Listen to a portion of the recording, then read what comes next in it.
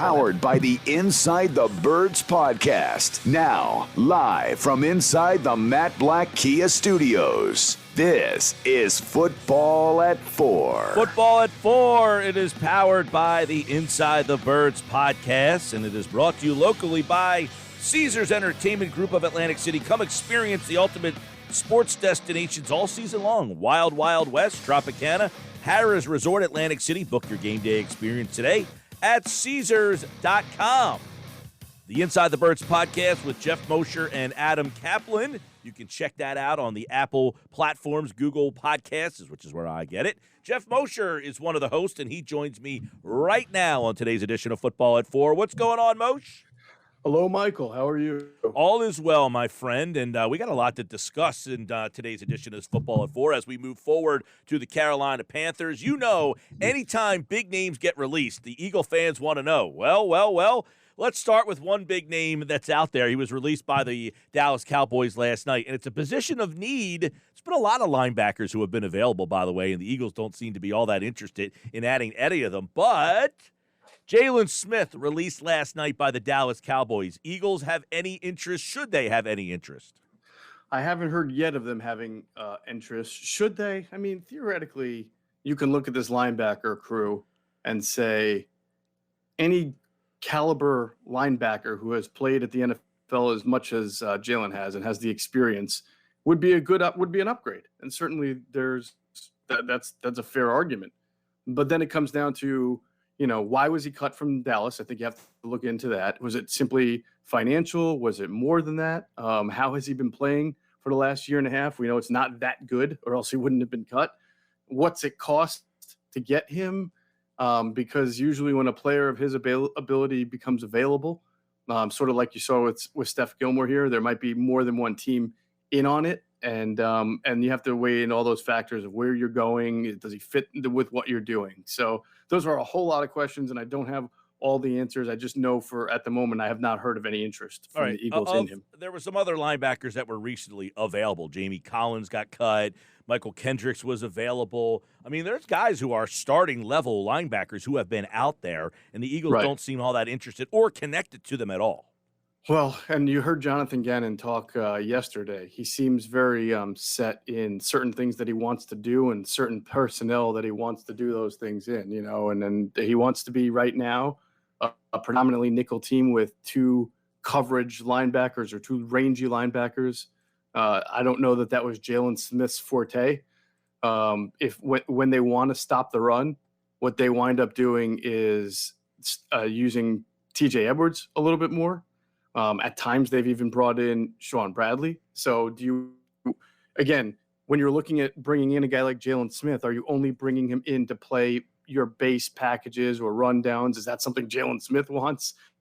So that would all factor in as well. Now, by the way, as we're having this conversation, Clarence Hill, who covers the Cowboys, tweeted out, hearing the Giants and Eagles might be among the teams showing interest in Jalen Smith. So wow, that's a strange report when the word might gets thrown in there like that. Right, might be among the teams.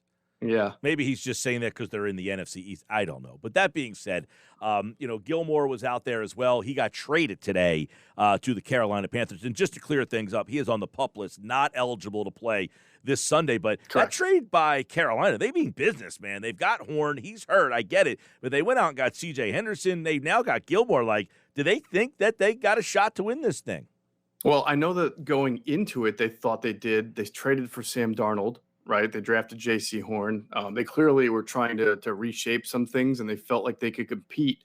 Obviously, getting off to a 3-1 start, I think, has only bolstered that opinion that they can compete, at least for a playoff spot. And they've got something good going on with Sam Darnold. Losing J.C. Horn really seemed to shake their defense up a little bit, as you saw. I don't know if it's that or the fact that they actually played a real team for the first time, but they lost to the Cowboys.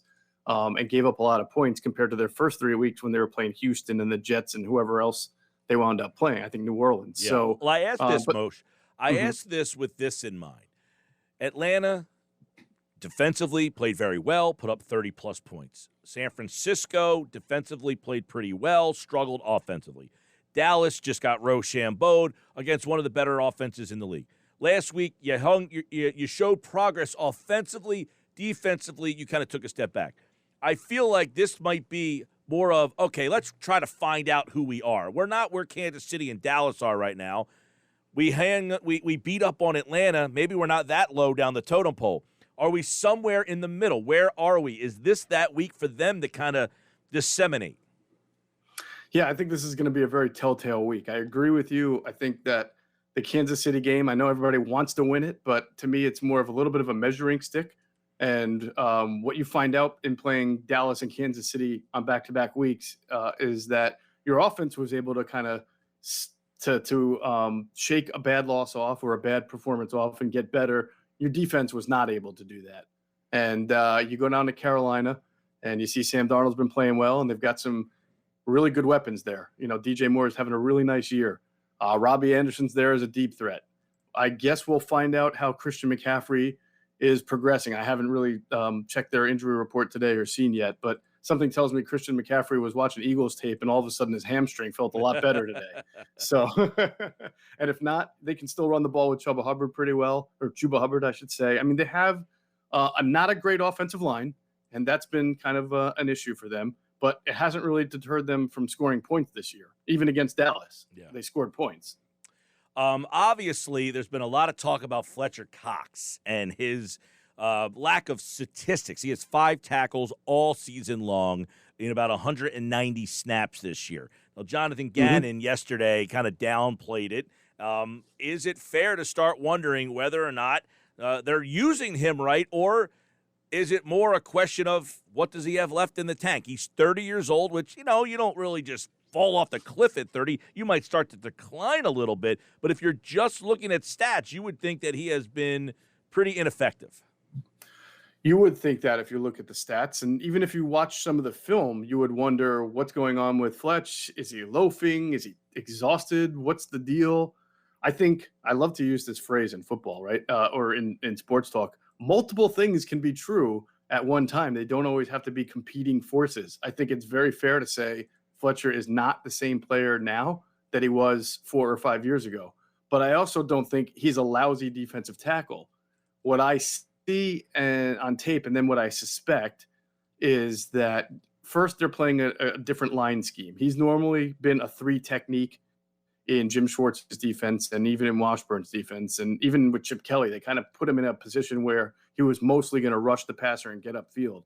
But now he's playing that along with another technique called the 4-eye, which you line up a little bit closer to the tackle than the guard, and you play a different assignment. You know, that's what Jonathan Gannon always talks about, alignment, assignment, technique. Well, he's being asked to do different things with his assignment and play different techniques.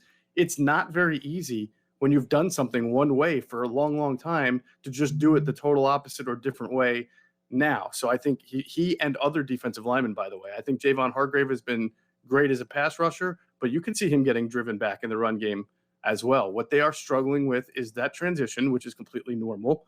And what I suspect is happening to Fletcher also, Mike, is that as you see these teams running the ball up the middle a lot and putting big bodies, not too many teams anymore run the ball 2, 3, 4 times in a row or march down the field 10, 11, 12, 13 plays.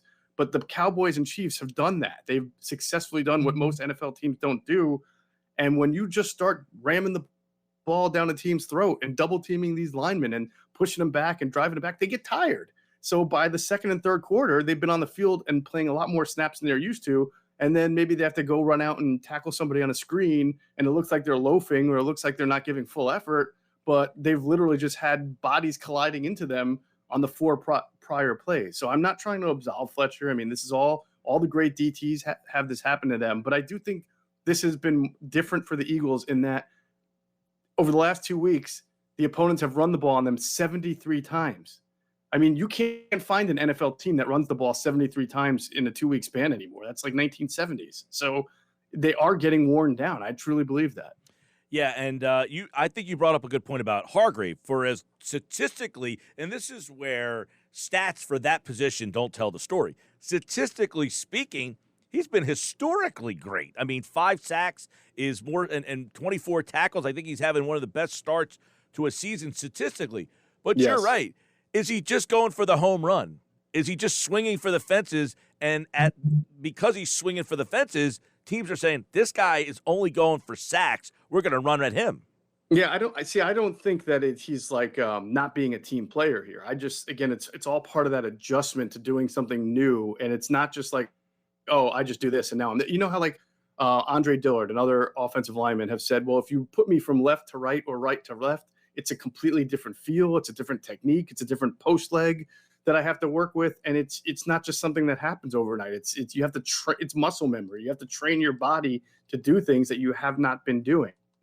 I always talk about the Giants when they won the Super Bowl the first time with Eli Manning. Steve Spagnuolo was their defensive coordinator, and he was in year one. And he had Tuck and Umanura and Strahan. But if you go look at the first 3 or 4 games that year, they gave up 88 points. They were terrible. Nobody would have told you they were going to be winning the Super Bowl, let alone on their defensive alignment and play. But that's how they eventually adjusted and won. Now, I'm not telling you that that's going to happen to this team. That there's clearly a personnel issue going on as well.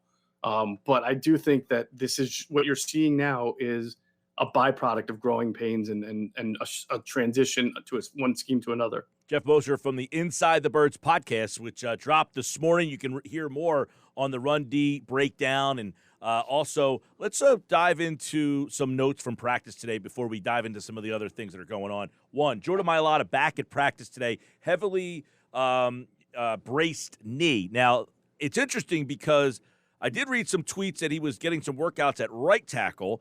We don't know what's going on with Lane Johnson. So is there a possibility that Mailata plays, but he doesn't get his left tackle spot back at least right away?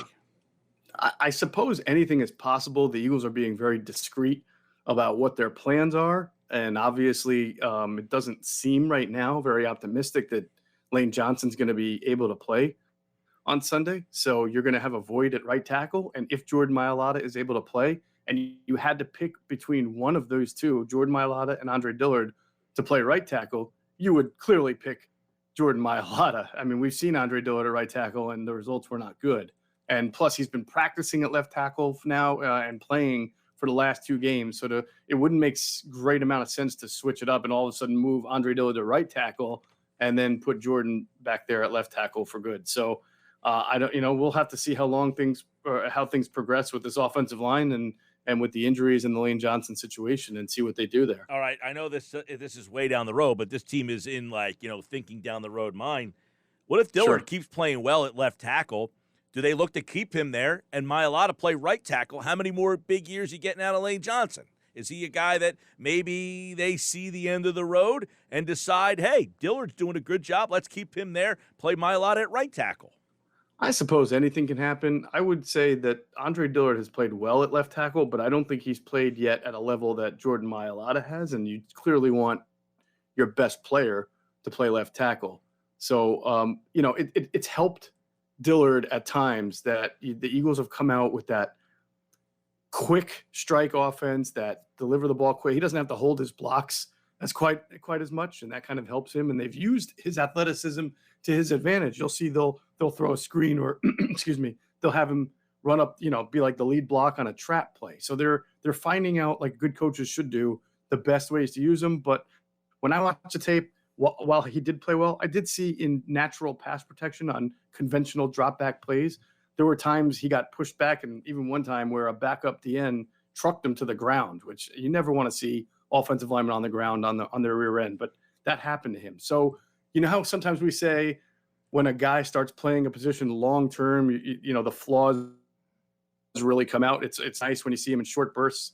Like Ronald Torres will come in for the Phillies and have a nice week, but then when you play him for 30 games, you're like, wait, he's really a backup. Absolutely. I'm just my way of saying I'm not sure Andre Dillard has done enough yet to say, all right, well, this guy you could be your left tackle for the season. By the way, Derek Gunn tweeted about an hour ago that Lane Johnson is on his way back to Philly, not at practice, and likely will not play on Sunday. So it appears that even if he's back in Philly this week, that he will not play on Sunday, which means you're going to need a right tackle. I guess it would either be Mailata or Jack Driscoll, correct? Right, and Jack Driscoll played right tackle last year. They've been training McGuard. You could play if Mailata is ready to play. What you could do is play Mailata at left tackle. You could play Jack Driscoll at right tackle, and then your guards would be Herbig and Landon Dickerson. Yeah.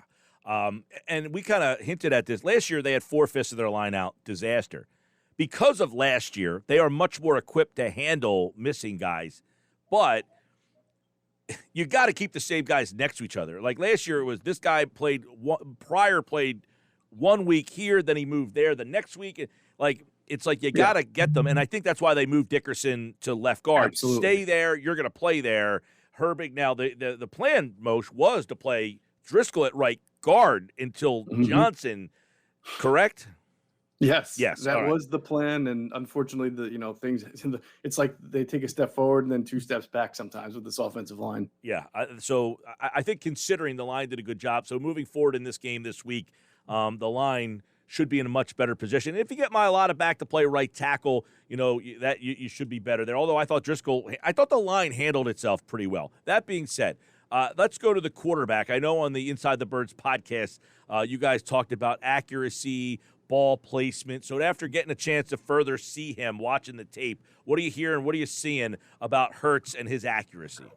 Well, I'll tell you what really impressed me overall with the accuracy and just the leadership at the position and the level of play is that I left the game thinking, or when the game was over, I kept thinking, wow, that was a really overly schemed offense, meaning it felt like the Atlanta game where the offensive coaches really pulled out all of their quick plays and things like that. There was a lot of motion. There was some misdirection. You saw Rager on a carry early on, some read option, some keepers. So I left thinking that, man, they really threw the kitchen sink at the Chiefs and were able to score some decent amount of points. But when you rewatch it, what I realized is they kind of stopped all that stuff after the first 3 possessions. So do you remember how Andy Reid used to get Donovan warmed up by easy, quick throws to just, because Donovan would go through these throws of inaccuracy? Andy always liked to call the first 15 plays to be plays that were conducive to Donovan, making sure he got to his first read and making sure that the first read was schemed open. Mm-hmm. And maybe that was a case here where Nick, and I'm not saying comparing Jalen and Donovan, what I'm comparing is the idea of starting off quickly, no huddle, get the quarterback in rhythm so that for the rest of the game, he feels a little more comfortable. And I think to me, that's what you saw. Once you got into the second, third, and fourth quarter, and it was more of a conventional passing offense, I thought Jalen made a bunch of excellent throws in the pocket, good decisions. He hit, there was a play to Dallas Goedert for 17 yards. I thought it was a great throw. Obviously, the throw to Devontae Smith on the sideline was great. I mean, the touchdown he threw to Devontae was great, except that Devontae stepped out of bounds. So what I saw was a guy who was probably feeling really comfortable after those first 2 or 3 possessions and the way the offense was designed, and then was able to carry that over for the rest of the game. And that's really good to see from him. Decision-making, accuracy, ball placement, which is different than accuracy sometimes. You can hit a guy and it'll be an accurate pass, even if you had to catch it a little higher level. But, 2 weeks ago, there was a wheel route to Gainwell where, the ball was not thrown to the outside shoulder. He was running a wheel. But in this game, I thought he was much more precise with his ball placement and accuracy. Yes. And now what you want to do is see, can he do that 2 weeks in a row or 2 or 3 weeks in a row? You're always going to expect there's going to be a bump in the road along the way.